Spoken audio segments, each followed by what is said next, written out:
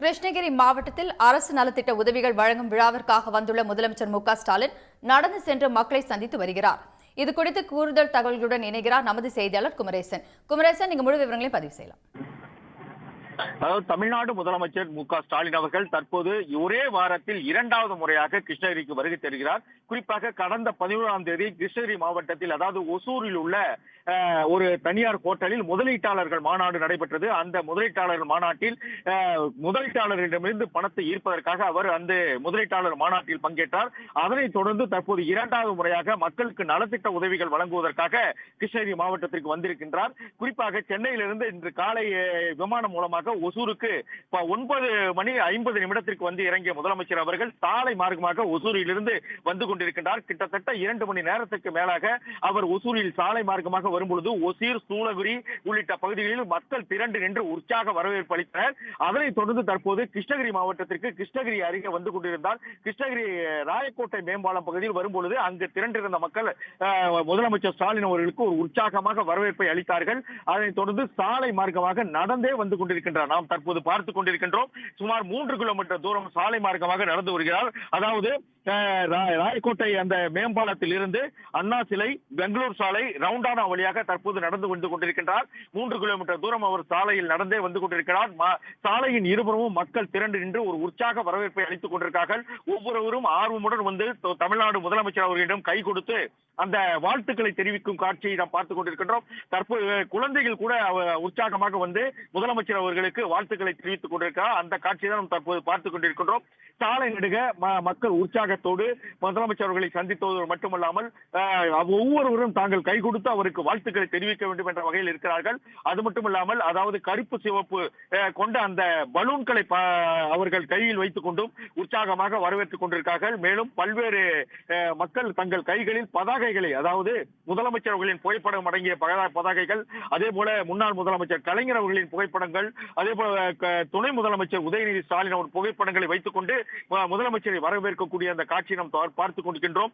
முதலமைச்சர் அவர்களும் சாலை மார்க்கமாக சுமார் 3 கிலோமீட்டர் தூரமாக அவர் நடந்தே வந்து கொண்டு மக்கள் ஒவ்வொருவரையும் சந்தித்து அவர் கை கொடுத்து வரக்கூடிய அந்த காட்சியும் பார்க்கின்றோம். அதே போல மக்கள் தங்கள் கோரிக்கைகளையும் மனுக்களாக கொடுத்து வருகிறார்கள். அந்த கோரிக்கை மனுக்களையும் தற்போது அவர் வாங்கிக் கொண்டிருக்கின்றார். தற்போது அங்க முதலமைச்சர் அவர்கள் என்ன குறை என்று அந்த பெண்களிடம் கேட்டுக் கொண்டிருக்கிறார். அந்த காட்சியை நாம் பார்த்துக் கொண்டிருக்கின்றோம்.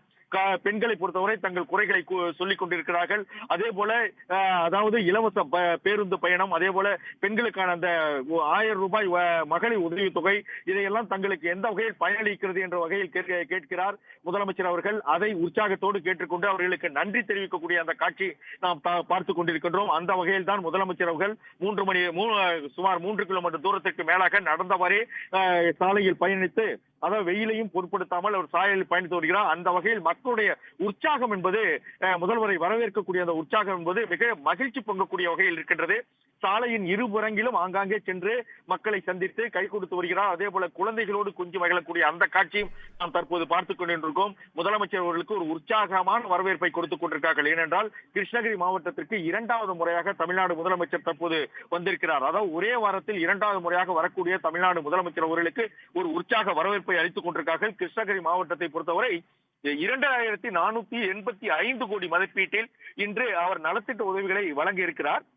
அதாவது கிருஷ்ணகிரி மாவட்டத்தில் உள்ள ஆடவர் ஆண்கள் மேல்நிலை கல்லூரியில் நடைபெறக்கூடிய இந்த விழாவில் 2485 கோடி மதிப்பில் அவர் நலத்திட்ட உதவிகளை வழங்கி இருக்கிறார். தமிழகத்திலேயே முதலாக 85,000 பேருக்கு இங்கு பட்டா வழங்க இருக்கிறார். அதாவது ஏற்கனவே பல மாவட்டங்களுக்கு சென்று அவர் பட்டா வழங்கி வந்தாலும் அதிகபட்ச பட்டாவாக 85,711 பேருக்கு பட்டா வழங்கி இருக்கிறார். அதே போல அதாவது பல்வேறு துறைகள் சார்பில் அதிக அளவில் இங்கு வந்து நலத்திட்ட உதவிகளை வழங்கி இருக்கிறார். குறிப்பாக 2,23,013 பயனாளிகளுக்கு நலத்திட்ட உதவிகளை வழங்கி இருக்கிறார். அந்த வகையில் தான் கிருஷ்ணகிரி மாவட்டத்திற்கு தருமபுரி தமிழ்நாடு முதலமைச்சர் அவர்கள் வந்து கொண்டிருக்கிறார். முதலமைச்சருக்கு ஒரு உற்சாகமான வரவேற்பு அளிக்கப்படுகிறது. இங்கு 562 கோடியே 14,03,000 ரூபாய் மதிப்பிலான 1114 புதிய திட்டப்பணிகளுக்கு அடிக்கல் நாட்டுகிறார். அது மட்டும் கள விவரங்களுக்கு நன்றி குமரேசன். உடனுக்குடன் செய்திகளை தெரிந்து கொள்ள சன் நியூஸ் பெல் ஐகானை கிளிக் பண்ணுங்க.